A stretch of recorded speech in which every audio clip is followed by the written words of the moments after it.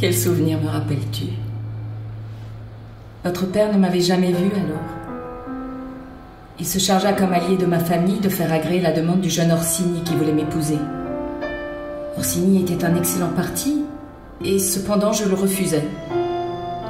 Votre père, en plaidant pour lui, avait tué dans mon cœur le peu d'amour qu'il m'avait inspiré pendant 2 mois d'assiduité constante.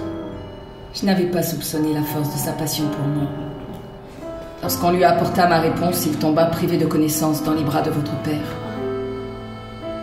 Cependant, une longue absence, un voyage qu'il entreprit alors et dans lequel il augmenta sa fortune, devait avoir dissipé ses chagrins.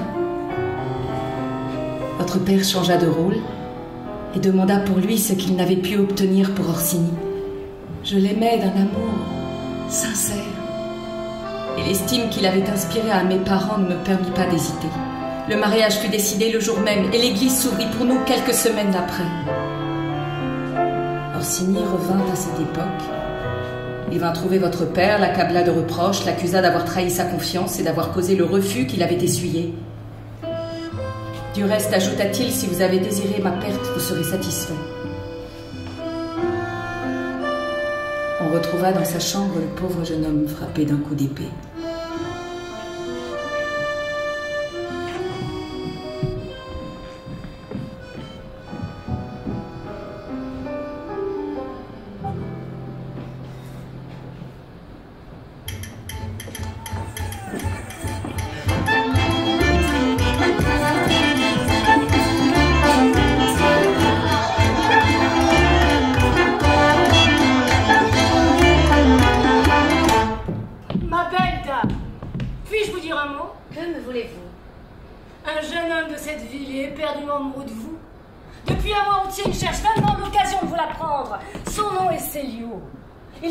Famille et d'une figure distinguée. En voilà assez. Dites à celui qui vous envoie qu'il perd son temps et sa peine, et que s'il a l'audace de me faire entendre une seconde fois un pareil langage, j'en instruirai mon mari.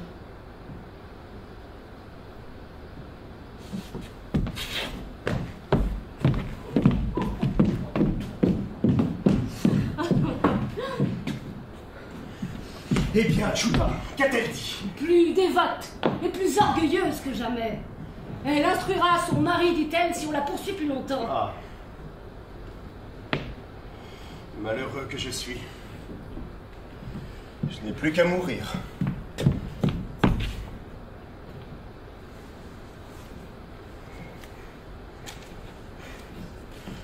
La plus cruelle de toutes les femmes. Que me conseilles-tu, Chuta? Quelles ressources puis-je encore trouver? Tu as raison, Tibia. Je vous conseille d'abord de sortir d'ici, car voici son mari qui la suit. Es-tu mon fidèle serviteur, mon valet de chambre dévoué? Apprends que j'ai à me venger d'un outrage. Vous, monsieur? Moi-même. Puisque ces impudentes guitares ne cessent de murmurer sous les fenêtres de ma femme. Mais patience, tout n'est pas fini. Écoute un peu de ce côté-ci, voilà du monde qui pourrait nous entendre.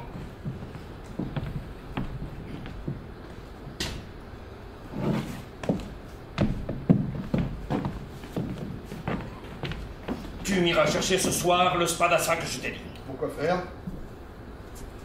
Je crois que Marianne a des amants. Vous croyez, monsieur? Oui. Il y a autour de ma maison une odeur d'amant.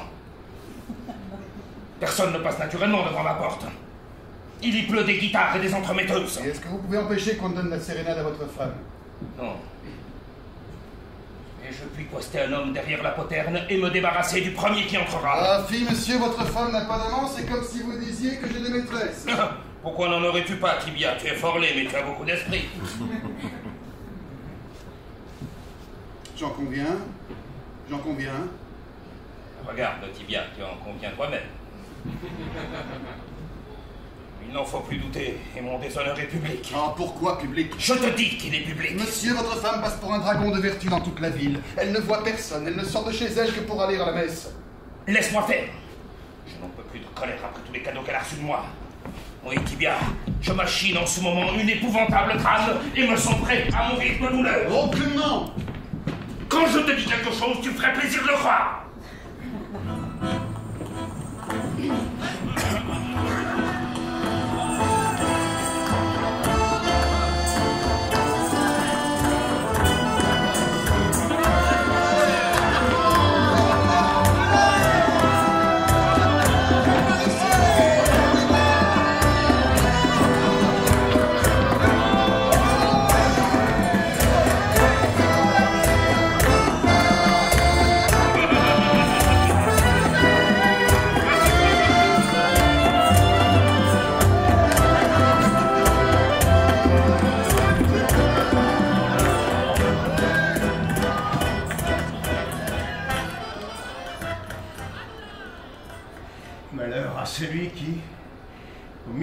la jeunesse s'abandonne à un amour sans espoir.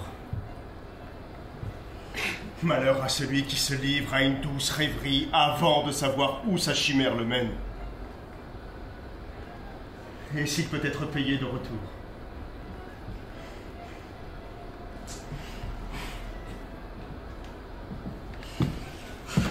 Mollement couché dans une barque, il s'éloigne peu à peu de la rive. Il aperçoit au loin des plaines enchantées, de vertes prairies, et le mirage léger de son Eldorado. Les vents l'entraînent en silence. Et quand la réalité le réveille, il est aussi loin du but où il aspire que du rivage qu'il a quitté. Il ne peut ni poursuivre sa route, ni revenir sur ses pas. Octave! Octave! Oh, comment se porte mon bon monsieur, cette gracieuse mélancolie? Octave! Fou que tu es, tu as un pied de rouge sur les joues. Et d'où te vient cet accoutrement? N'as-tu pas de honte en plein jour? Oh, Célio, fou que tu es, hein? Tu as un pied de blanc sur les joues. Et d'où te vient ce large habit noir? N'as-tu pas de honte en plein carnaval? Quelle vie que la tienne, où tu es gris ou je le suis moi-même? Oh, tu es amoureux, ou je le suis moi-même. Plus que jamais de la belle Marie. Ouais, plus que jamais de 20 J'allais chez toi quand je t'ai rencontré. Et moi aussi, j'allais chez moi. Comment se porte ma maison? Il y a 8 jours que je ne l'ai vue. J'ai un service à te demander.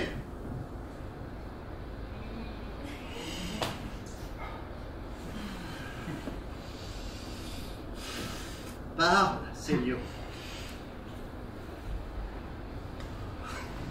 Ah, mon cher enfant. Veux-tu de l'argent? Je n'en ai plus. Veux-tu des conseils? Je suis libre. Veux-tu mon épée? Ah! Voici ma barre de Darbequin! Oh! Oh! Parle! Allez, parle, dispose de moi. Combien de temps cela durera-t-il? 8 jours hors de chez toi. Tu te tueras, Octave. Jamais de mes propres mains, mon ami, jamais. J'aimerais mieux mourir que d'attenter à mes jours. N'est-ce pas un suicide comme un autre que la vie que tu mènes? Figure-toi un danseur de cordes, hein, en brodequin d'argent, le balancier au poing, et suspendu entre le ciel et la terre. À droite, à gauche, de vieilles petites figures racornies, de maîtres épales fantômes, des créanciers agiles, des parents, des courtisans, toute une légion de monstres se suspendent à son manteau et le tiraillent de tous côtés pour lui faire perdre l'équilibre.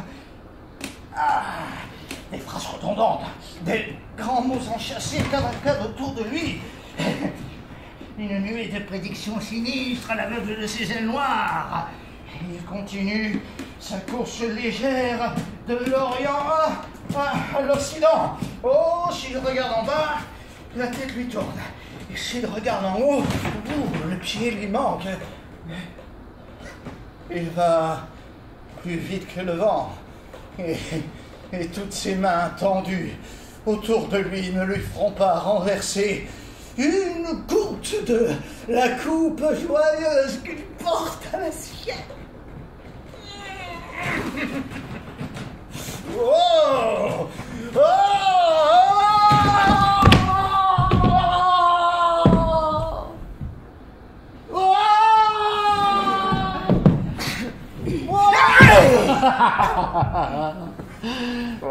Voilà ma vie, mon cher ami. C'est ma fidèle image que tu vois. Que tu es heureux d'être fou. Ouais, que tu es fou de ne pas être heureux. Dis-moi un peu, toi, hein, qu'est-ce qui te manque? Il me manque le repos.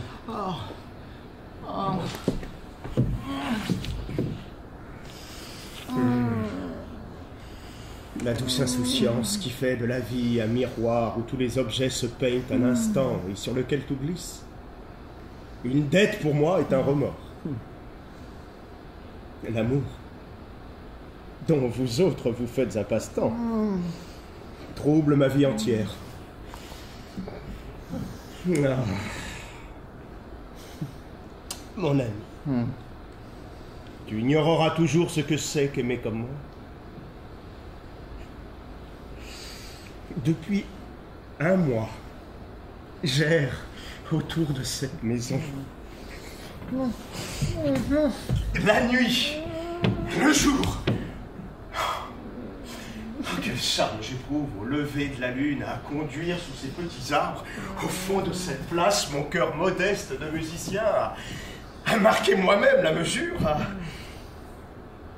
à les entendre chanter la beauté de Marie.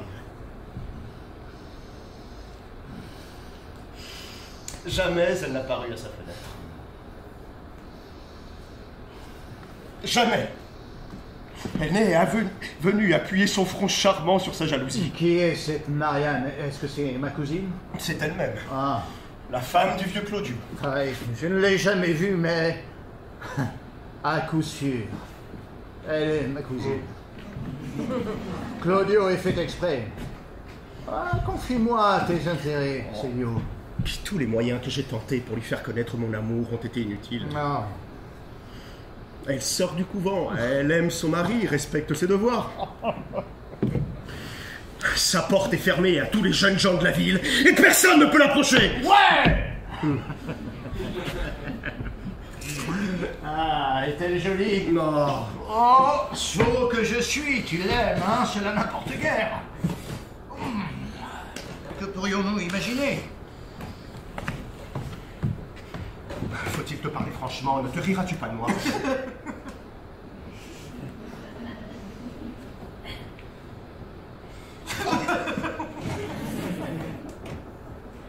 Oh, laisse-moi rire de toi, elle. Ouais, parle franchement. En ta qualité de parent, tu dois être reçu dans la maison. Suis-je reçu? Je n'en sais rien. Admettons que je suis reçu. À te dire vrai, il y a une grande différence entre mon auguste famille et une botte d'asperges. Nous ne formons pas un faisceau bien serré. Et nous ne tenons guère les uns aux autres que par écrit. Cependant, Marianne connaît mon nom. Faut-il lui parler en ta faveur? 20 fois j'ai tenté de l'aborder. 20 fois j'ai senti mes genoux fléchir en approchant d'elle. J'ai été forcé de lui envoyer Chuta. Quand je la vois, ma gorge se serre et j'étouffe. Comme si mon cœur se soulevait jusqu'à mes lèvres. J'ai éprouvé cela. C'est ainsi que... Au fond des forêts, lorsqu'une biche s'avance à petits pas sur les feuilles sèches et le chasseur entend les bruyères glisser sur ses flancs inquiets, comme le frôlement d'une robe légère, les battements de cœur le prennent malgré lui. Il soulève son arme en silence, sans respirer, sans faire un pas. Bon! Oh!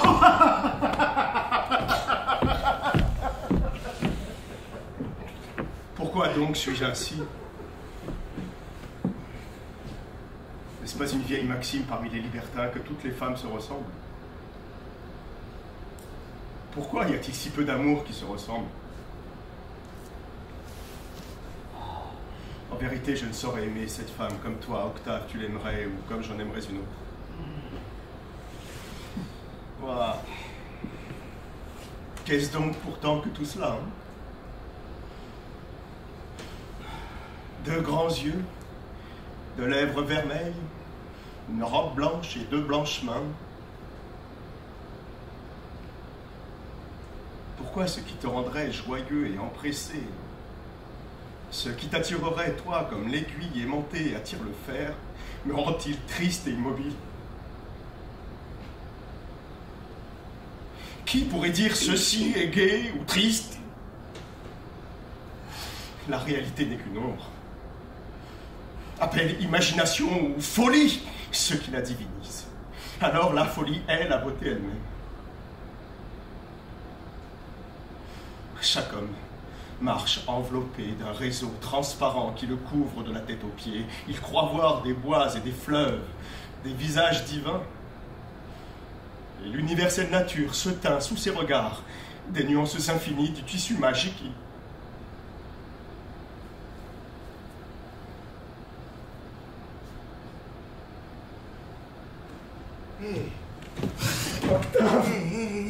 Octave, viens à mon secours.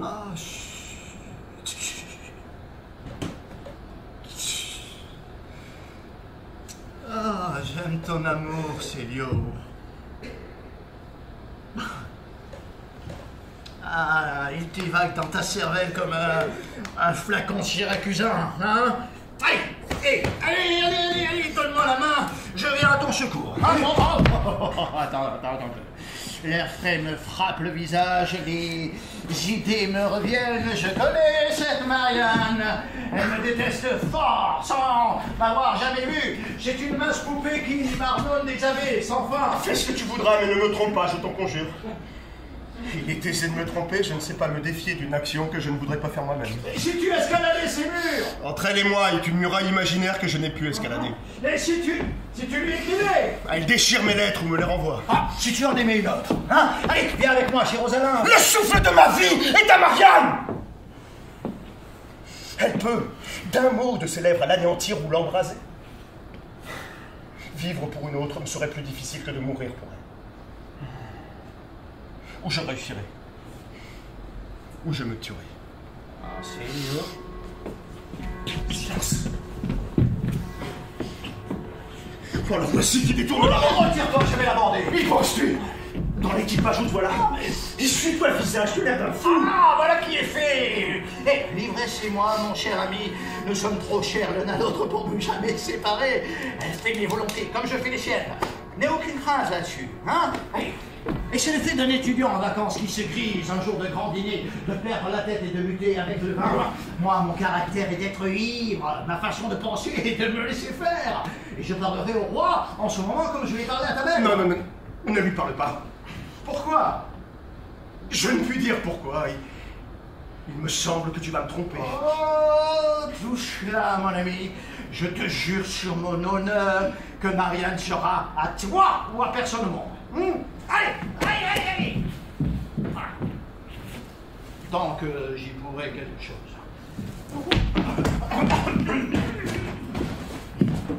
Oh, ne vous détournez pas, princesse de beauté.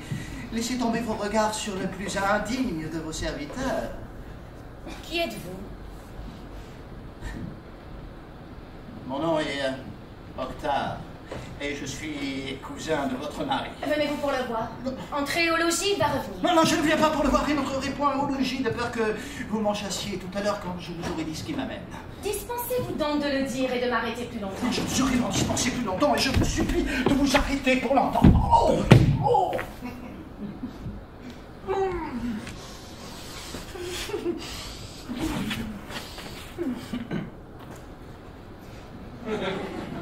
Cruelle Marianne, vos yeux ont causé bien du mal, et vos paroles ne sont pas faites pour le guérir. Que vous avez fait, Célio?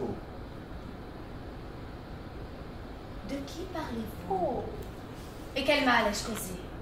Un mal le plus cruel, car c'est un mal sans espérance. Le plus terrible, car c'est un mal qui se chérit lui-même et repousse la coupe salutaire jusque dans la main de l'amitié.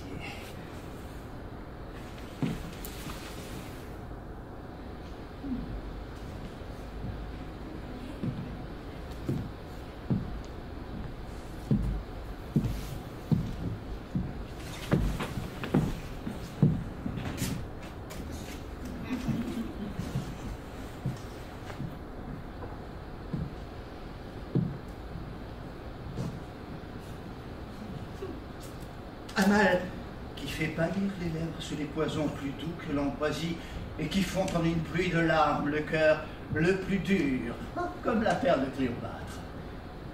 Un mal que tous les aromates, toute la science humaine ne serait soulagée et qui se nourrit du vent qui passe, du parfum d'une robe fanée, du refrain d'une chanson qui suce l'éternel aliment de ses souffrances dans tout ce qui l'entoure, comme une abeille son miel dans tous les buissons de jardin.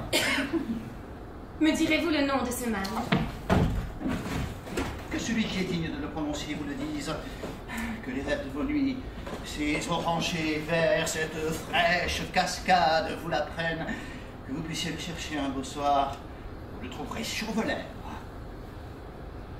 Son nom n'existe pas sans lui.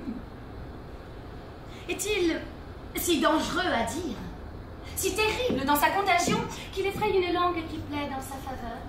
Est-il si doux à entendre, cousine, que vous le demandiez? Vous l'avez appris à Célio.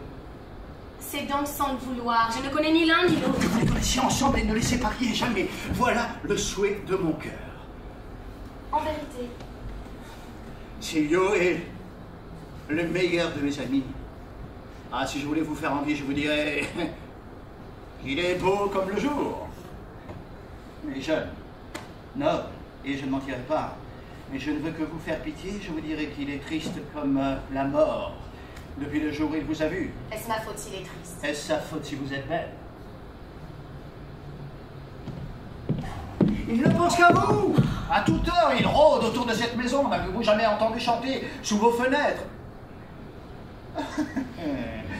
N'avez-vous jamais soulevé à minuit cette jalousie et ce rideau? Tout le monde peut chanter le soir. Et cette place appartient à tout le monde. Tout le monde aussi peut vous aimer, mais personne ne peut vous le dire. Quel âge avez-vous, Marianne? Voilà une jolie question. Et si je n'avais que 19 ans, que voudriez-vous que j'en pense? Vous avez donc encore 5 ou 6 ans pour être aimé, 8, 10 pour aimer vous-même, et le reste pour prier Dieu. Vraiment? Eh bien, pour mettre le temps à profit, j'aime Claudio, votre cousin et mon mari. Mon cousin et votre mari ne feront jamais à eux deux qu'un pédant de village. Vous n'aimez point Claudio? Ni Célio, vous pouvez le lui dire. Pourquoi? Pourquoi n'aimerais-je pas Claudio? C'est mon mari. Pourquoi n'aimeriez-vous pas Célio chez votre amant? Me direz-vous aussi pourquoi je vous écoute? Adieu, Seigneur Octave, voilà une plaisanterie qui a duré assez longtemps.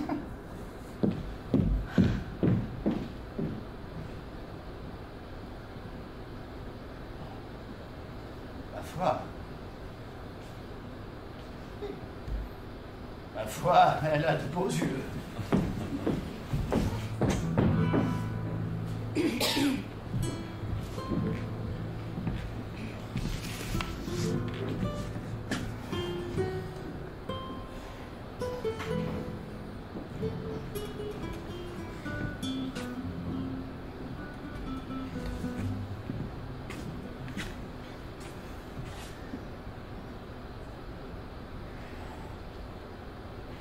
Les plaisirs communs et non les peines communes.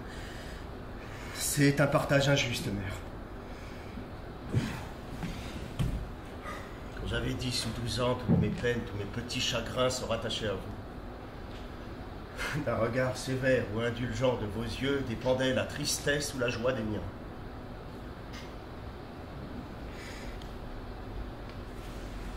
Ma mère, vous avez été belle. Sous ces cheveux argentés qui ombrageaient votre noble front, sous ce long manteau qui vous couvrait, l'œil reconnaissait encore le port majestueux d'une reine et les formes gracieuses d'une Diane chasseresse. Ma mère,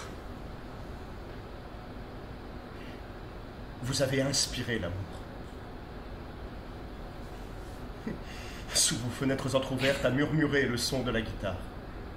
Sur ces places bruyantes, dans le tourbillon de ces fêtes, vous avez promené une insouciante et superbe jeunesse. Mais, parce que vous ne l'avez point aimé, un parent de mon père est mort d'amour pour vous. Orsini était un excellent parti et cependant vous le refusiez. Vous n'aviez pas soupçonné la force de sa passion pour vous. Mon père, en plaidant pour lui, avait tué dans votre cœur le peu d'amour qu'il vous avait inspiré.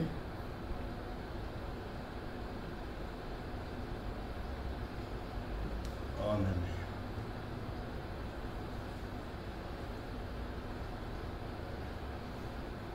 m'avait tant de fois raconté cette aventure.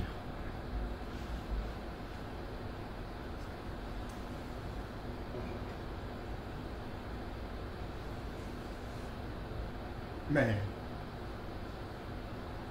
elle n'est point cruelle, la mort qui vient en aide à l'amour sans espoir. La seule chose dont je le plaigne, c'est qu'il s'est cru trompé par son ami.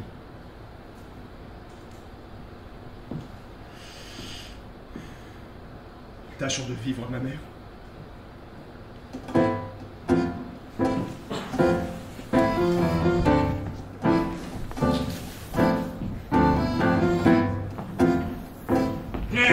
Oui, tu as raison, Tibia.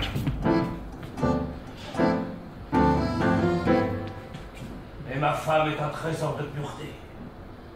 Que te dirais-je de plus, c'est une vertu solide. Vous croyez, monsieur? Elle empêchait qu'on ne chante sous ses croisées. Les signes d'impatience qu'elle peut donner dans son intérieur sont les suites de son caractère.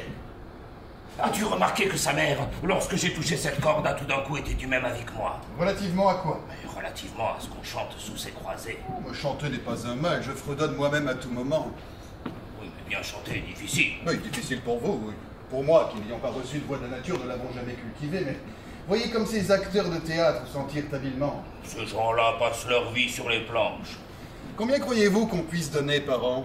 À qui? À un juge de paix? Non, à un chanteur. Moi, je n'en sais rien. On donne à un juge de paix le tiers de ce que vaut ma charge. Les conseillers de justice ont moitié. Si j'étais juge en cour royale et que ma femme eut des amants, je les condamnerais moi-même. À combien d'années de galère? À la peine de mort. Un arrêt de mort est une chose superbe à lire à haute voix. Ce n'est pas le juge qui le lit, c'est le greffier. Le greffier de votre tribunal a une jolie femme. Ah non, c'est le président qui a une jolie femme. J'ai soupé hier avec eux. Et le greffier aussi? Le spadassin qui va venir ce soir est l'amant de la femme du greffier. Quel spadassin? Celui que vous avez demandé. Mais il est inutile qu'il vienne après ce que je t'ai dit tout à l'heure. À quel sujet? Au sujet de ma femme. Voici qui vient elle-même. Savez-vous ce qui m'arrive pendant que vous courez les champs? J'ai reçu la visite de votre cousin. Qui cela peut-il être? Nommez-le par son nom. Octave, qui m'a fait une déclaration d'amour de la part de son ami, Célio. Qui est ce Célio? Connaissez-vous cet homme? Trouvez bon que ni lui, ni Octave ne mettent les pieds dans cette maison. Je le connais. Mais qu'avez-vous répondu à cela? Il ne s'agit pas de ce que j'ai répondu. Comprenez-vous ce que je dis? Donnez ordre à vos gens qui ne laissent entrer ni cet homme ni son ami. Je m'attends à quelque importunité de leur part. Et je suis bien aise de l'éviter.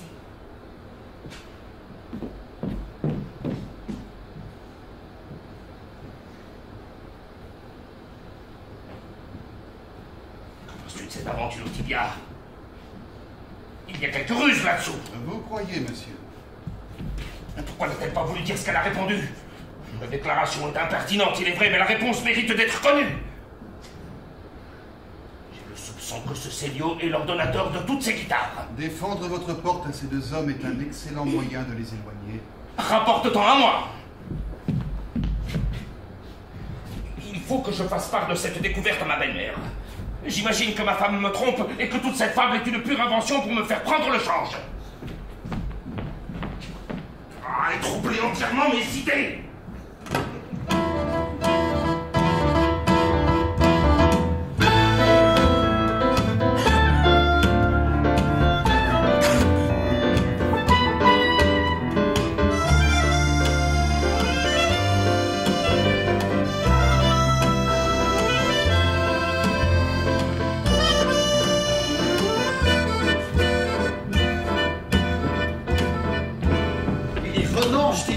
Hélas, pauvre jeune homme, il aime plus que jamais. Et sa mélancolie se trompe elle-même sur les désirs qui la nourrissent. Je croirais presque qu'il se défie de vous, de moi, de tout ce qui l'entoure. Non, de par le ciel, je n'y renoncerai pas. Je me sens moi-même une autre Marianne et il y a du plaisir à être entêté. Ou Célio réussira ou j'y perdrai ma langue. Agirez-vous contre sa volonté? Oui, pour agir selon la mienne, qui est sa sœur aînée. Et pour envoyer aux enfers Messer Claudio, le juge que je déteste, méprisé à bord depuis les pieds, jusqu'à la tête. Je lui porterai donc votre réponse. Et après, je cesse de m'en mêler. Non, je me sens comme un homme qui tient la banque d'un pharaon pour le compte d'un autre et qui a la veine contre lui. Il n'aurait plutôt son meilleur ami que de céder et l'idée de perdre avec l'argent d'autrui l'enflamme 100 fois plus que ne le ferait sa propre perte.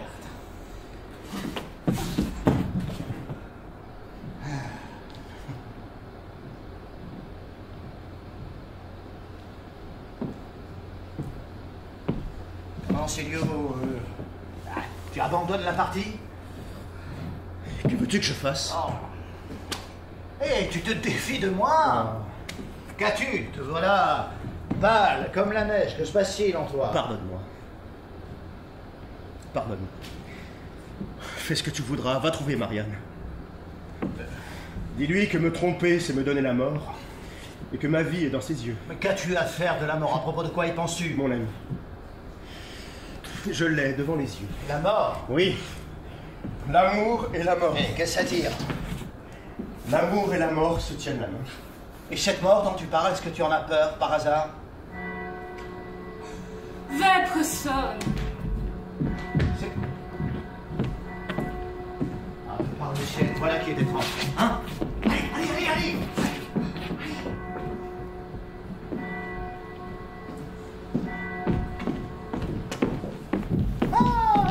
Belle Marianne, vous dormirez tranquillement. Oui, le cœur de Célio est à une autre et ce n'est plus sous vos fenêtres qu'il donnera ses sérénades. Quel dommage. Et quel grand malheur de n'avoir pu partager un amour comme celui-là. Voyez comme le hasard me contrarie. Moi qui allais l'aimer. En vérité? Oui, sur mon âme. Ce soir. Ou demain matin. Dimanche, au plus tard, je lui appartenais. Qui pourrait ne pas réussir avec un ambassadeur tel que vous? Il faut croire que sa passion pour moi était quelque chose comme du chinois ou de l'arabe, puisqu'il lui fallait un interprète. Et qu'elle ne pouvait s'expliquer toute seule. Ah, raillez! Nous ne vous craignons plus. Ou peut-être que cet amour n'était encore qu'un pauvre enfant à la mamelle.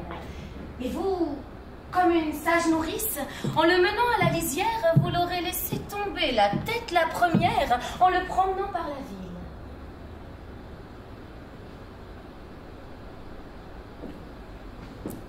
La sage nourrice s'est contentée de lui faire boire d'un certain lait que la vôtre vous a versé sans doute, et généreusement vous en avez encore sur les lèvres une goutte qui se mêle à toutes vos paroles. Comment s'appelle ce lait merveilleux? L'indifférence.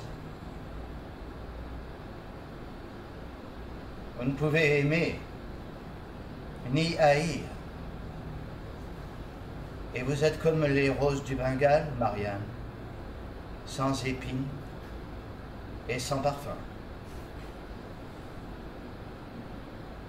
Bien dit. Aviez-vous préparé d'avance cette comparaison? Si vous ne brûlez pas le brouillon de vos harangues, donnez-le-moi de grâce, que je les apprenne à ma perruche. Et qui trouvez-vous qui puisse vous blesser? Une fleur sans parfum n'est pas moins belle. Bien au contraire, ce sont les plus belles que Dieu a faites ainsi. Et le jour où, comme une Galatée d'une nouvelle espèce, vous deviendrez de marbre au fond de quelque église, ce sera une charmante statue que vous ferez, et qui ne manquera pas que de trouver quelques niches respectables dans un confessionnal. Mon cher cousin, est-ce que vous ne plaignez pas le sort des femmes? Voyez un peu ce qui m'arrive. Il est décrété par le sort que Célio m'aime ou qu'il croit m'aimer. Lequel Célio le dit à ses amis, lesquels amis décrètent à leur tour que sous peine de mort je serai sa maîtresse. La jeunesse napolitaine daigne m'envoyer en votre personne un digne représentant chargé de me faire savoir que j'ai à aimer le dit seigneur Célio d'ici à une 8aine de jours. Pesez cela, je vous en prie. Si je me rends, que dira-t-on de moi? N'est-ce pas une femme bien abjecte que celle qui obéit à point nommé à l'heure convenue à une pareille proposition? Ne va-t-on pas la déchirer à belles dents, la montrer au doigt et faire de son nom le refrain d'une chanson à boire, si elle refuse au contraire? Est-il un monstre qui lui soit comparable? Est-il une statue plus froide qu'elle? Et l'homme qui lui parle, qui ose l'arrêter en place publique, son livre de messe à la main, n'a-t-il pas le droit de lui dire « Vous êtes une rose du Bengale, sans épines et sans parfum » Cousine, ne vous N'est-ce fâchez pas une pas. chose bien ridicule que l'honnêteté et la foi jurée, que l'éducation d'une fille, la fierté d'un cœur qui s'est figuré qu'il vaut quelque chose, et qu'avant de jeter au vent la poussière de sa fleur chérie, il faut que le calice en soit baigné de larmes, épanoui par quelques rayons de soleil, entrouvert par une main délicate. Tout cela n'est-il pas un rêve? Une bulle de savon qui, au premier soupir d'un cavalier à la mode, doit s'évaporer dans les airs.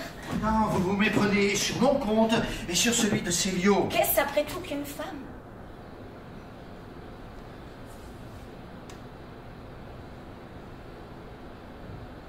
L'occupation d'un moment,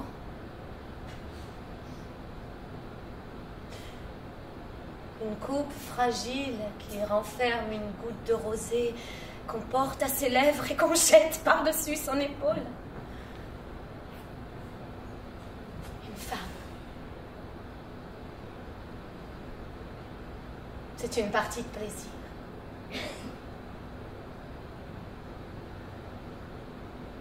Ne pourrait-on pas dire, quand on en rencontre une, voilà une belle nuit qui passe?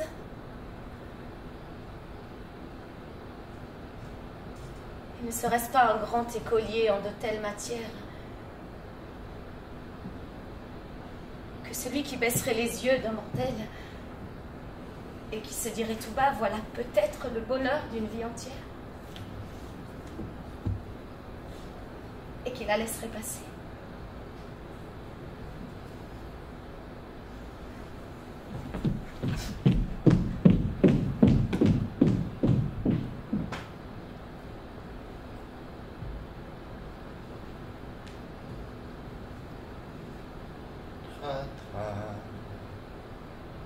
Boum, boum. Tra-li-li. La la la.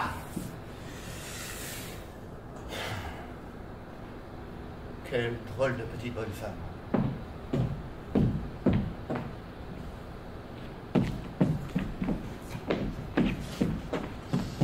Mais, apporte-moi à boire une bouteille de quelque chose.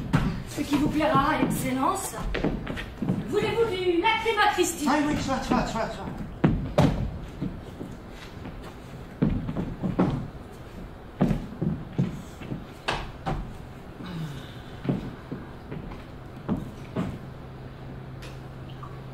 Ah, et puis, va-t'en chercher dans les rues d'alentour le seigneur Célio. Dis-lui que un de ses amis est là, qui boit seul du Lacryma Christi.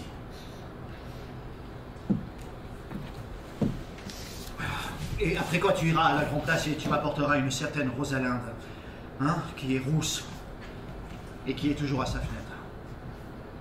Allez.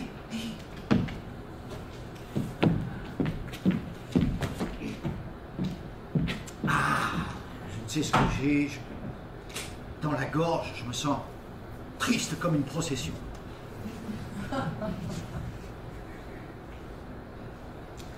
Je ferais bien dîner ici, voilà le jour qui baisse.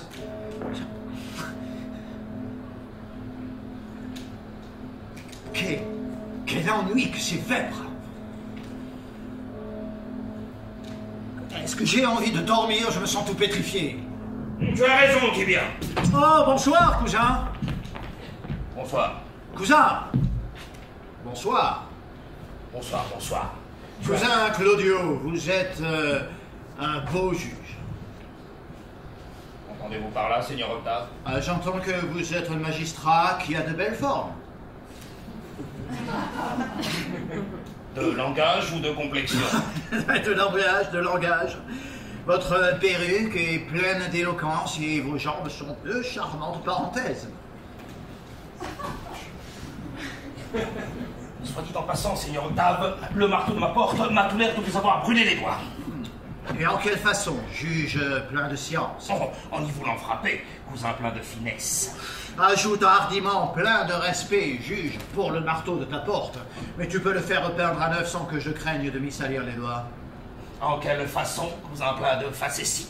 En n'y frappant jamais, juge plein de causticité. Cela vous est pourtant arrivé, puisque ma femme a enjoint à ses gens de vous fermer la porte au nez à la première occasion.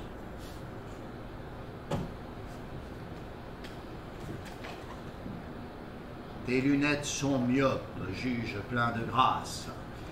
Tu te trompes d'adresse dans ton compliment. Mes lunettes sont excellentes, cousin plein de riposte. N'as-tu pas fait à ma femme une déclaration amoureuse? Et à quelle occasion, subtil magistrat?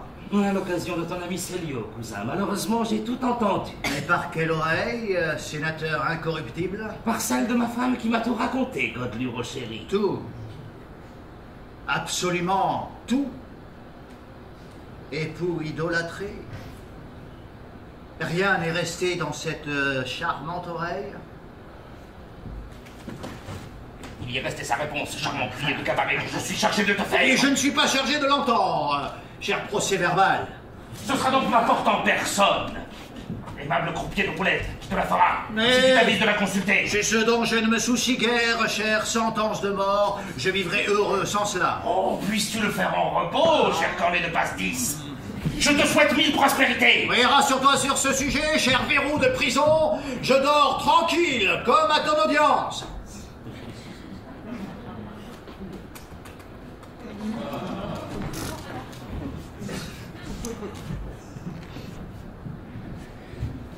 Oh, Célio! Célio! Sais-tu, mon ami, le beau tour que je joue ta princesse? Elle a tout dit à son mari.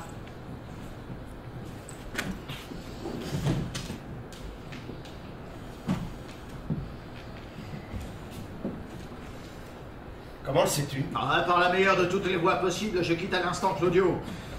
Marianne nous fera fermer la porte au nez si nous nous avisons de l'importuner davantage. Tu l'as vu tout à l'heure. Que t'avait-elle dit? Rien qui puisse me faire pressentir cette douce nouvelle. Ouais, rien d'agréable cependant. Ah, tiens, Célio, on renonce à cette femme. Hein? Voilà! Hé, un second verre! Pour qui? Pour toi! Ah, Marianne est une bégueule. Je ne sais trop ce qu'elle m'a raconté ce matin. Je suis resté comme une brute sans pouvoir lui répondre. Allons, Célio, hein? N'y pense plus, voilà qui est convenu, et que le ciel m'écrase si je lui adresse jamais la parole. Allez, Célio, du courage, n'y pense plus. Adieu, mon cher ami. Où vas-tu? J'ai affaire en ville ce soir. Non, tu as l'air d'aller te noyer. Voyons, Célio, hé, à quoi penses-tu? Que je fusse né dans le temps des tournois et des batailles! Qu'il m'eût été permis de porter les couleurs de Marianne et de les teindre de mon sang, qu'on m'eût donné un rival à combattre, une armée entière à défier! Que le sacrifice de ma vie eût pu lui être utile! Je sais agir! Mais je ne puis parler.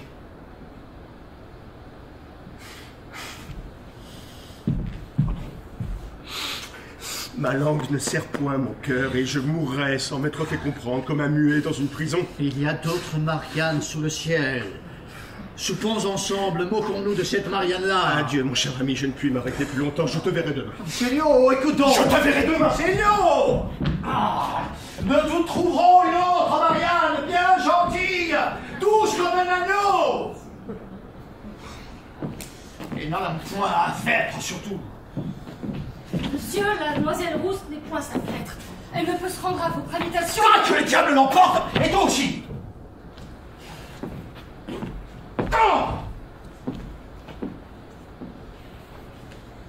C'est donc décidé que je souffrais seul. Aujourd'hui.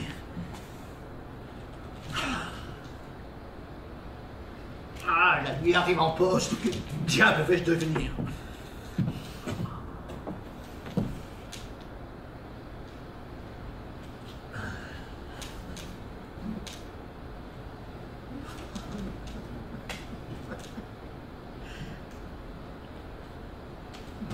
ceci me convient.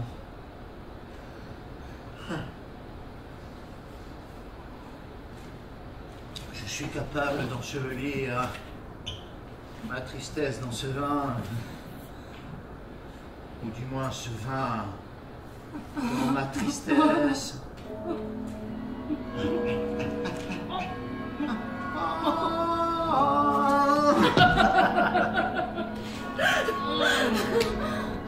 Ah, les vêpres sont finies.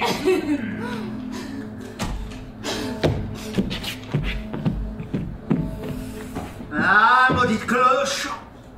Ah, quand auront-elles fini de me mener en terre?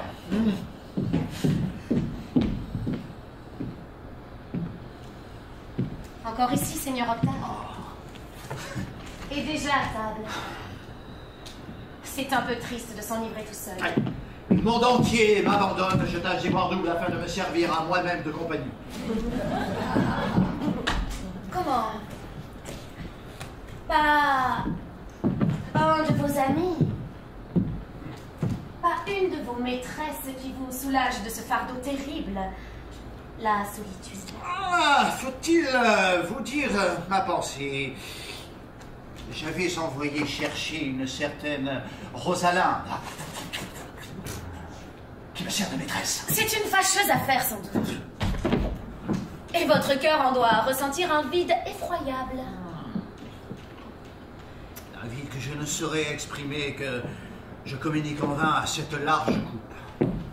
Le carillon des vins qu'on a fendu le crâne pour toute l'après-dînée.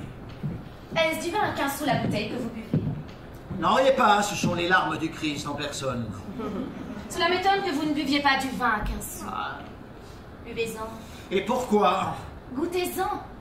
Je suis sûre qu'il n'y a aucune différence avec celui-là. Il y en a une aussi grande qu'entre le soleil et une lanterne. Non, vous dis-je, c'est la même chose. Dieu m'en préserve, vous moquez-vous de moi? Vous croyez qu'il y a une grande différence? Assurément. Je croyais qu'il y en était du vin comme des femmes. Une femme n'est-elle pas aussi un vase précieux, scellé, comme ce flacon de cristal? Ne renferme-t-elle pas une ivresse grossière ou divine, selon sa force et sa valeur? Et n'y a-t-il pas parmi elles le vin du peuple et les larmes du Christ? Quel misérable cœur est-ce donc que le vôtre pour que vos lèvres lui fassent la leçon? Vous ne boiriez pas le vin que boit le peuple. Vous aimez les femmes qu'il aime. L'esprit généreux et poétique de ce flacon doré, ces sucs merveilleux que la lave du Vésuve a cuvés sous un ardent soleil, vous conduiront chancelant et sans force dans les bras d'une fille de joie. Vous rougiriez de boire un vin grossier. Votre gorge se soulèverait. Ah, vos lèvres sont délicates. Mais votre cœur s'enivre à bon marché. Bonsoir, cousin. Puisse Rosalinde vous retrouver ce soir. Deux mots, deux grâces, belle Marianne, et... Oh, ma réponse sera courte. Combien de temps pensez-vous qu'il faille faire la cour à la bouteille que vous voyez pour obtenir ses faveurs? Elle est toute pleine, comme vous dites, d'un esprit céleste. Et le vin du peuple lui ressemble aussi peu que un paysan ressemble à son seigneur. Cependant, regardez comme elle est bonne fille. Elle n'a reçu, j'imagine, aucune éducation, elle n'a aucun principe, mais vous voyez comme elle se laisse faire. Un mot a suffi pour la faire sortir du couvent, toute poudreuse encore. Elle s'en est échappée pour m'offrir un quart d'heure d'oubli et mourir. Sa couronne virginale, tout empourprée de cire odorante, est aussitôt tombée en poussière et, je ne puis vous le cacher, elle a failli passer tout entière sur mes lèvres dans la chaleur de son premier baiser. Êtes-vous sûr qu'elle en vaut davantage? Et si vous êtes un de ses vrais amants, n'iriez-vous pas, si la recette en était perdue, en chercher la dernière goutte jusque dans la bouche du volcan? Elle n'en vaut ni plus ni moins. Elle sait qu'elle est bonne à boire et qu'elle est faite pour être bue. Dieu n'en a pas caché la source au sommet d'un pic inabordable ou dans une caverne profonde. Il l'a étalée en grappes dorées au bord de nos chemins. Elle y fait le métier des courtisanes. Elle y est à l'horizon du soleil, sa gorge rebondit et toute une cour d'abeilles et de frelons murmure autour d'elle, matin et soir. Le voyageur dévoré de soif peut se coucher sous ses rameaux verts. Jamais. Elle ne l'a laissé languir. Jamais. Jamais elle ne lui a refusé les douces larmes dont son cœur est plein.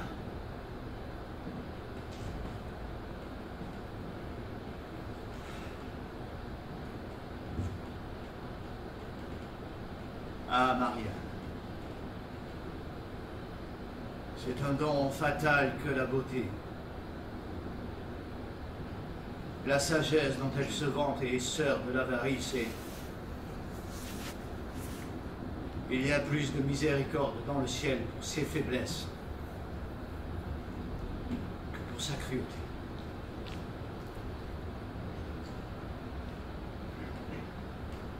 Au revoir, cousine. Hey, puisse Célio vous oublier?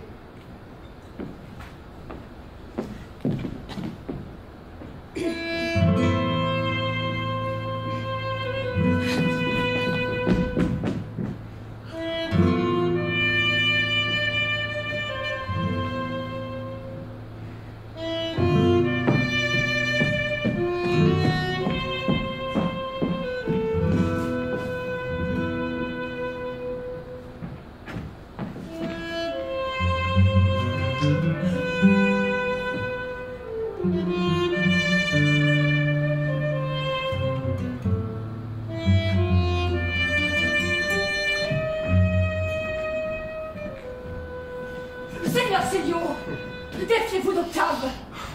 Ne vous a-t-il pas dit que la belle Maria lui avait fermé sa porte? Assurément. Pourquoi m'en défierais-je? Tout à l'heure, en passant dans la rue, je l'ai vue en conversation avec elle sous une tonnelle. Et alors, qu'y a-t-il d'étonnant à cela? Il aura épié ses démarches et saisi un moment favorable pour lui parler de moi. J'entends qu'ils se parlaient amicalement, et comme des gens qui sont de bon accord ensemble. Oh, mais tu sûr, Chuta? Alors je suis le plus heureux des hommes. Il aura plaidé ma cause avec chaleur. Puisse le ciel vous favoriser!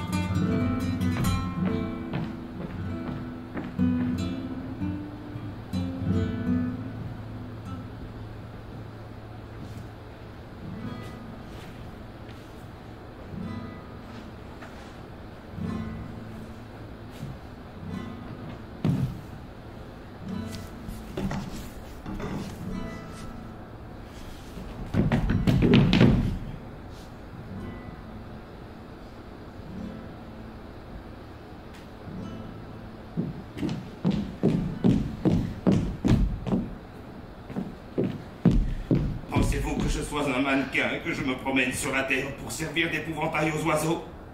D'où vous vient cette graciosité? Pensez-vous qu'un juge criminel ignore la valeur des mots et qu'on puisse se jouer de sa crédulité comme de celle d'un danseur ambulant? À qui en avez-vous ce soir? Pensez-vous que je n'ai pas entendu vos propres paroles? Si cet homme ou son ami se présente à ma porte, qu'on la lui fasse fermer. Et croyez-vous que je trouve convenable de vous voir converser librement avec lui lorsque le soleil est couché? Vous m'avez vu converser avec lui. Oui.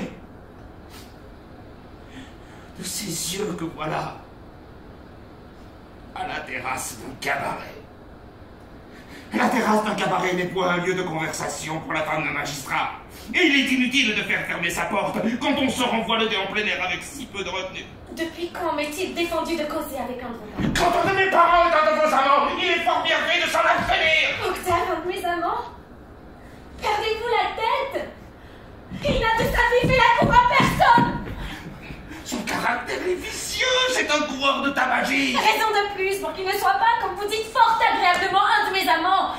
Il me plaît de parler à Octave à la terrasse d'un cabaret. Ne me poussez pas à quelques fâcheuses extrémités par vos extravagances et réfléchissez à ce que vous faites. À quelle extrémité voulez-vous que je vous pousse? Je suis curieuse de savoir ce que vous feriez. Je vous défendrai de le voir et d'échanger avec lui aucune parole, soit dans la maison, soit dans une maison tierce, soit en plein air. Vraiment? Voilà qui nous vaut. Octave est mon parent tout autant que le vôtre. Je prétends lui parler quand bon me semblera, en plein air ou ailleurs, et dans cette maison, s'il lui plaît d'y venir. Réfléchissez à cette dernière phrase que vous venez de prononcer. Je vous ménage un châtiment exemplaire si vous allez contre ma volonté. C'est bon que j'aille d'après la mienne. Et ménagez-moi ce qui vous plaît. Je m'en soucie comme de cela. Marianne! Présent cet entretien, où vous sentirez l'inconvenance de vous arrêter sous une tonnelle, où vous me réduirez une violence qui répugne à mon avis.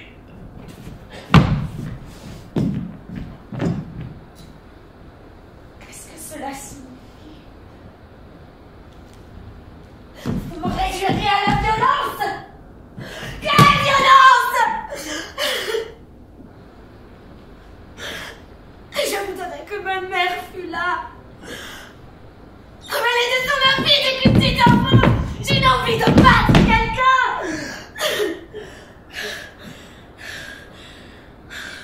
Oh là! Quelqu'un! Allez lui dire à ce jeune homme assis devant que j'ai à lui parler et qu'il prenne la peine d'entrer. Voilà qu'il me voit. Pour qui me prend-on? Quelle magnifique! Comment suis-je donc faite aujourd'hui? Voilà une ma phrase! C'est donc là le commencement. Je le savais. On me l'avait prédit, je le savais, je m'y attendais. Patience. Patience. Il me prépare un châtiment. Et lequel, par hasard? Je voudrais bien savoir ce qu'il veut dire. Voilà Octave qui vient. Je voudrais qu'il le rencontrât.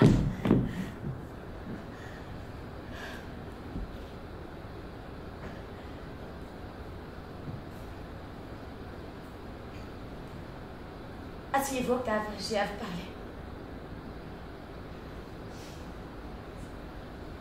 Voulez-vous donc que je m'assoie? Toutes les chaises ont les quatre fers en l'air.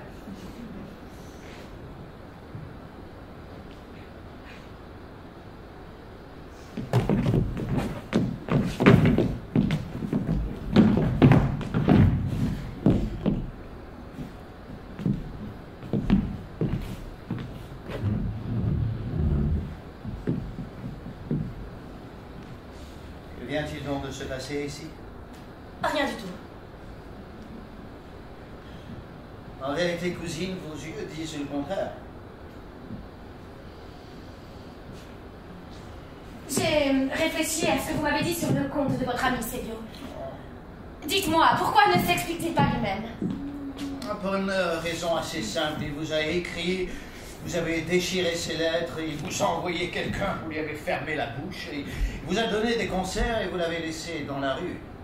Ma foi, il s'est donné au diable, et on s'y donnerait à moi. Cela veut dire qu'il a songé à vous. Oui. Eh bien, parlez-moi de lui.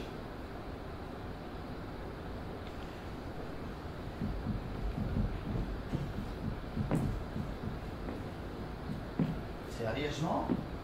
Oui. Oui, sérieusement. Me voilà, j'écoute. Vous voulez rire? Quel pitoyable avocat êtes-vous donc? Parlez, que je veuille rire ou non. Et qu'avez-vous à regarder à droite, à gauche? En vérité, cousine, vous êtes en colère. Et je vais prendre un amant, Octave. Oh. Sinon, un amant. Du moins, un cavalier. Que me conseillez-vous? Je m'en rapporte à votre choix. Célio ou tout autre, peu m'importe. Dès demain, dès ce soir, celui qui aura la fantaisie de chanter sous mes fenêtres trouvera ma porte entrouverte.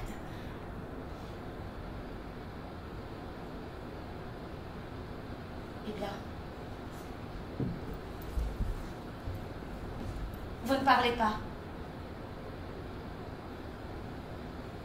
Je vous dis que je prends un amant.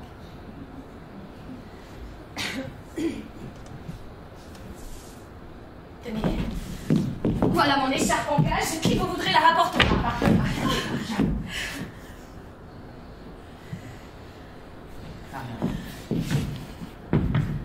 Je vois la raison qui a pu vous inspirer une minute de complaisance, puisque vous m'avez appelé, puisque vous consentez à m'entendre. Au nom du ciel, restez la même une minute encore. Permettez-moi de vous parler. Que voulez-vous me dire? Si jamais homme au monde a été digne de vous comprendre et digne de vivre, de mourir pour vous, cet homme, et c'est nous. Je n'ai jamais voulu grand-chose. Je me rends cette justice que la passion dont je fais l'éloge trouve un misérable interprète. Si vous saviez sur quel autel sacré vous êtes adoré, comme un Dieu aussi belle et si jeune, si pur encore, livré à un vieillard qui n'a plus de sens et qui n'a jamais eu de cœur. Si vous saviez quel trésor de bonheur repose en vous, en lui, dans cette douce aurore de jeunesse, dans cette rosée céleste de la vie, dans ce premier accord de deux âmes jumelles.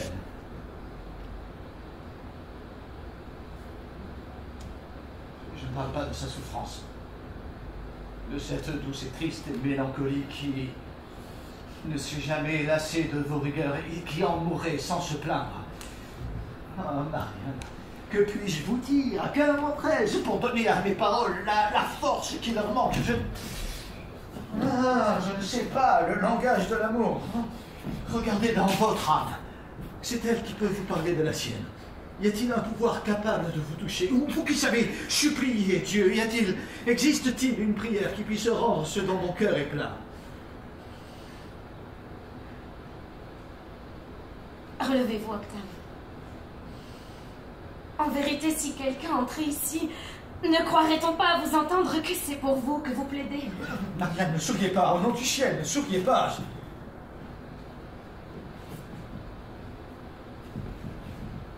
Marianne, ne fermez pas votre cœur au premier éclair qu'il ait peut-être traversé. Ce caprice de bonté, ce moment savoureux va s'évanouir. Vous avez prononcé le nom de Célio, vous avez pensé à lui, dites-vous. Hein? C'est une fantaisie, ne me la gâtez pas. Le bonheur de l'homme en dépend. Êtes-vous sûr qu'il ne me soit pas permis de sourire? Oui!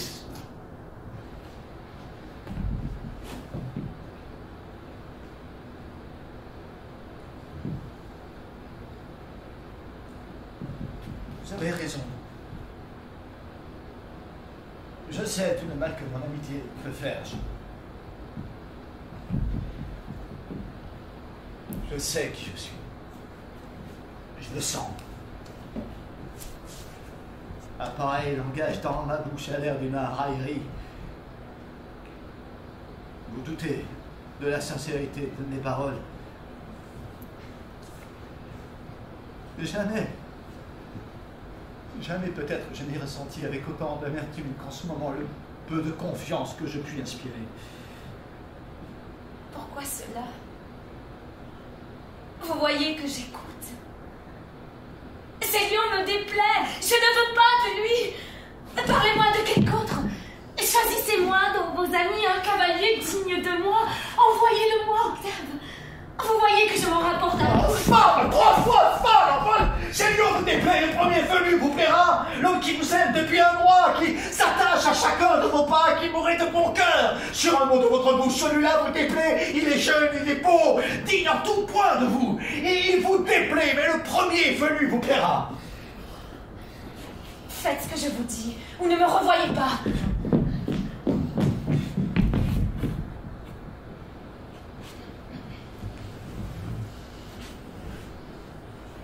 Ton écharpe est bien jolie, Marianne. Ton petit caprice de colère est un charmant traité de paix. Il ne me faudrait pas beaucoup d'orgueil pour le comprendre. Un peu de perfidie suffirait.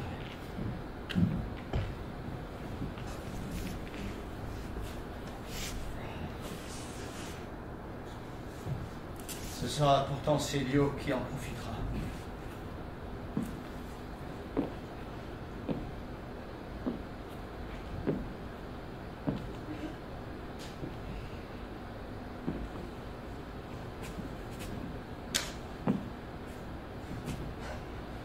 Bien, mon ami. Quelle nouvelle?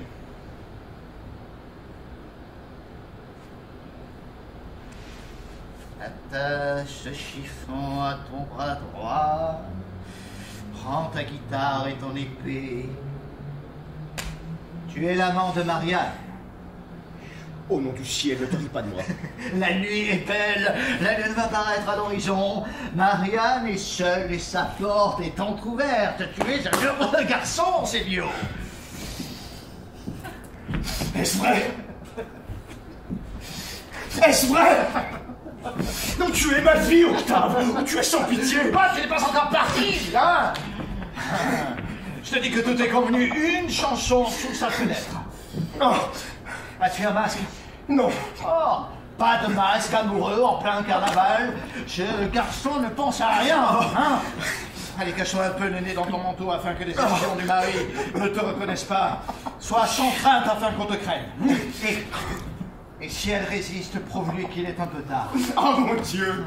Le cœur me manque. Oh. Allez, tu me trouveras probablement par là demain matin. Allez, en route, en route. Et tu m'embrasseras en revenant. En route, la nuit s'avance, en route.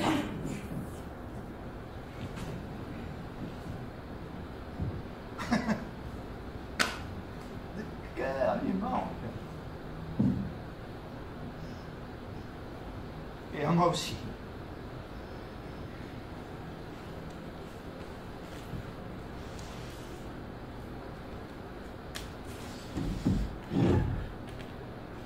Écris sur tes tablettes, Dieu juste, que cette nuit doit m'être comptée dans ton paradis.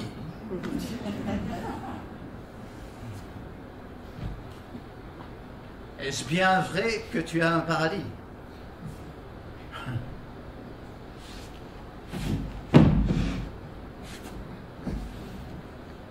En vérité, cette femme était jolie. Et sa petite colère lui allait bien. D'où venait-elle? C'est ce que j'ignore. Ah. Qu'importe comment l'habit d'ivoire tombe sur le numéro que nous avons appelé.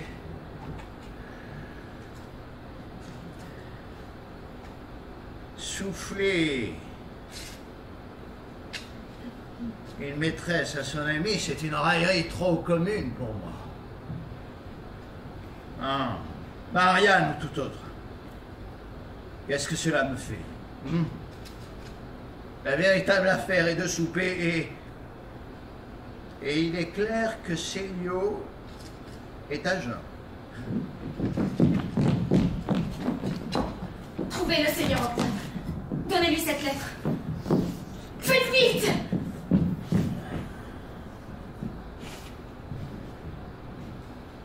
Comme tu m'aurais détesté, Marianne, si je t'avais aimé. Comme tu m'aurais fermé ta porte. Et comme ton bélître de mari t'aurait paru un Sylvain, un Adonis, en comparaison de moi.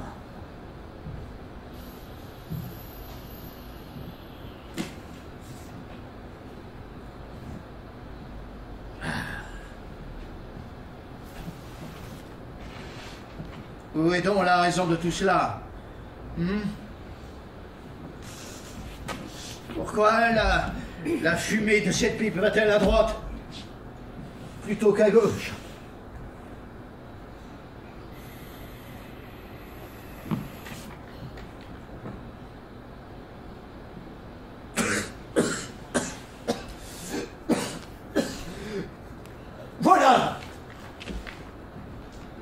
raison de tout. Fou. 3 fois fou allié, celui qui calcule ses chances et qui met la raison de son côté. Ah, la justice céleste tient une balance dans sa main. La balance est parfaitement juste, mais tous les poids sont creux.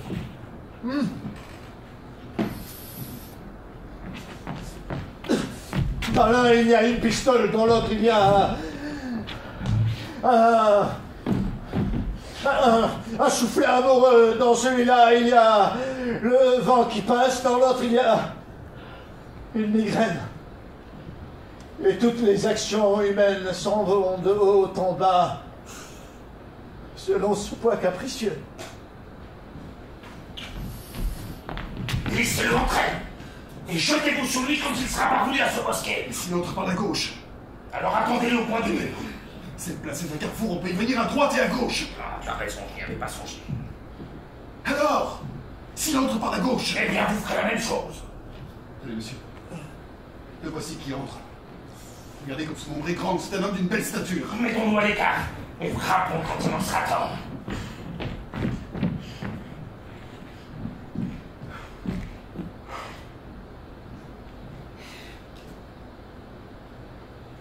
Marianne!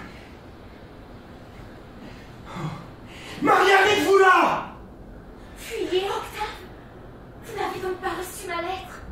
Seigneur, mon Dieu, quel nom ai-je entendu? Monsieur, voilà une lettre à votre adresse. On m'a recommandé de vous la remettre en quelque lieu que vous puissiez ce soir. La maison est entourée d'assassins. Mon mari vous a vu entrer ce soir. Il a écouté notre conversation. Et votre mort est certaine si vous restez une minute encore. Est-ce un rêve? Suis Célio. Ne venez pas ce soir. Mon mari a entouré la maison d'assassins et vous êtes perdu s'il vous trouve. Marianne. Si elle ne vous arrêtez pas, s'il est encore temps de vous échapper, demain, trouvez-vous à midi dans un confessionnal de l'église. J'y serai. Misérable que je suis. Qu'est-ce que Dieu veuille qu'il soit encore temps. Oh, mort, puisque tu es là, viens à mon secours.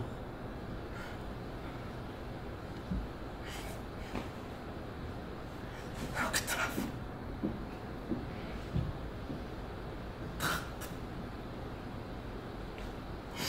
Octave. Puisse mon sang retomber sur toi. Puisque tu savais quel sort m'attendait ici, puisque tu m'y as envoyé à ta place, tu seras satisfait dans ton désir.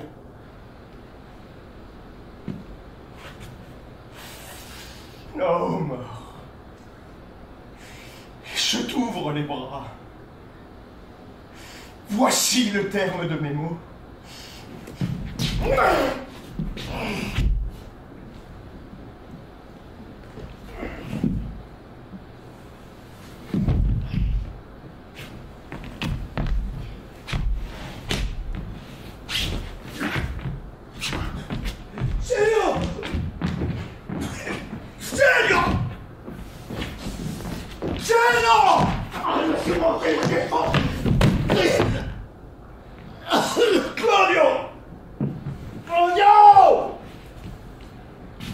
Que voulez-vous? Oui, Signor. Je ne pense pas que son habitude soit de coucher dans cette maison. Si tu as assassiné, misérable, je te tendrai le cou de ses mains. Voilà. Et êtes-vous fou, somnambule? Signor. Cherchez dans ce jardin si bon vous semble. J'ai vu entrer personne. Si quelqu'un l'a voulu faire, il me semble que j'ai des endroits de ne pas lui ouvrir. Tout est-il fini comme je l'ai ordonné? Oui, monsieur. Soyez en repos. C'est là!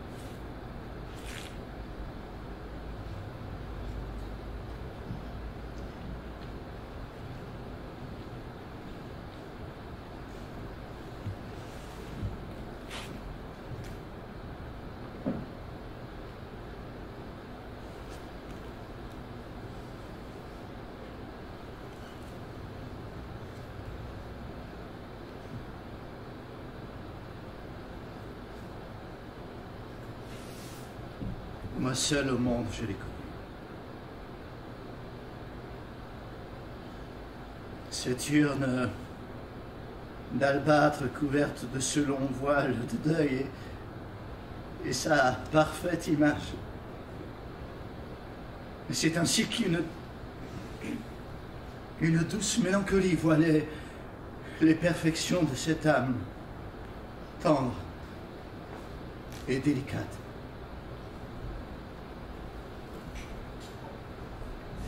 Pour moi seul, cette vie silencieuse n'a point été un mystère.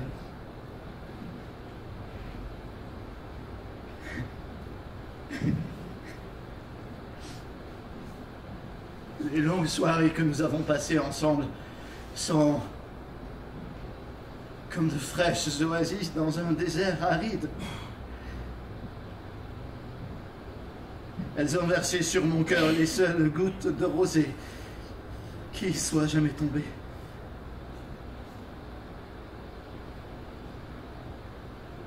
Célio était la bonne partie de moi-même. Elle est remontée au ciel avec lui. C'était un homme de notre temps. Il connaissait les plaisirs et leur préférait la solitude.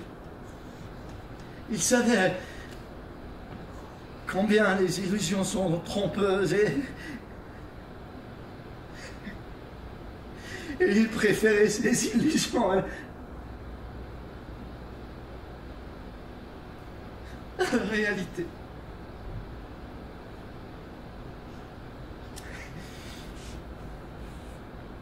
Elle eût été heureuse, la femme qui l'eût aimée. Ne serait-elle point heureuse, Octave, la femme qui t'aimerait?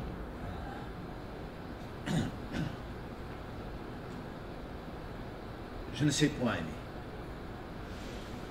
Célio seul le savait. La cendre que renferme cette urne est tout ce que j'ai aimé sur la terre, tout ce que j'aimerais. Lui seul savait verser dans une autre âme toutes les sources de bonheur qui reposaient dans la sienne. Lui seul était capable d'un dévouement sans borne. Lui seul consacrait sa vie entière à la femme qu'il aimait, aussi facilement qu'il aurait bravé la mort pour elle.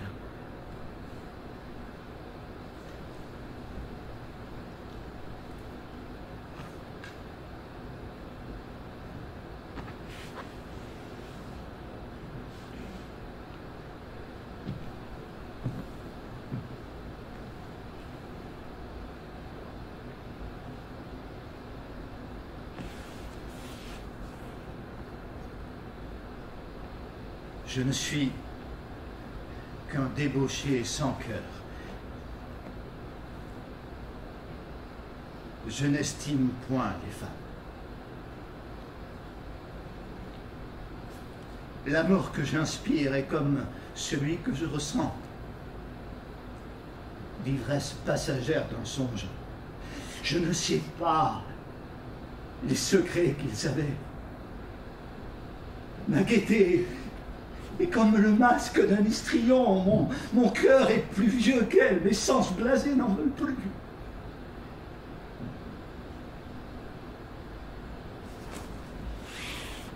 Je ne suis qu'un lâche. Sa mort n'est point vengée. Comment aurait-elle pu l'être, à moins de risquer votre vie? Célio m'aurait vengé si j'étais mort pour lui comme il est mort pour moi. Son tombeau m'appartient.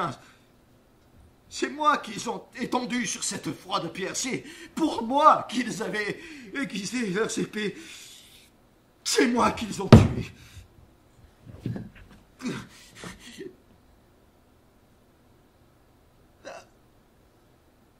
Adieu la gaieté de ma jeunesse.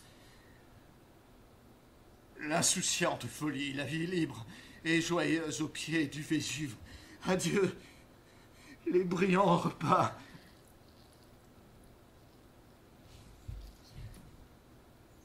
Et les causeries du soir, les sérénades à la lueur des torches.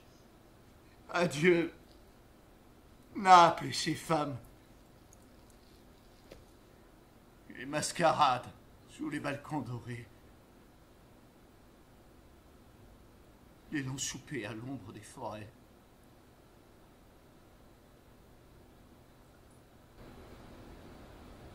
Adieu, l'amour.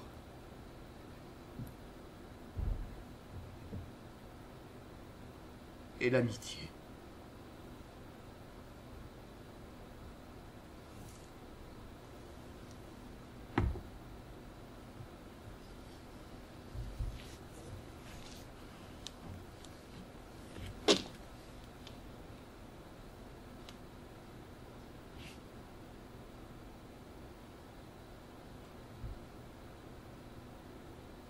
Ma place est vide sur la terre.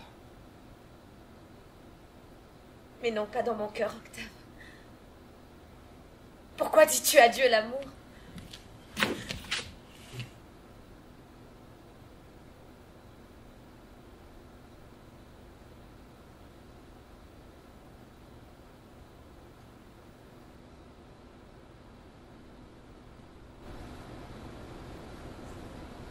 Je ne vous aime pas, Maria. C'était Célio qui vous aimait.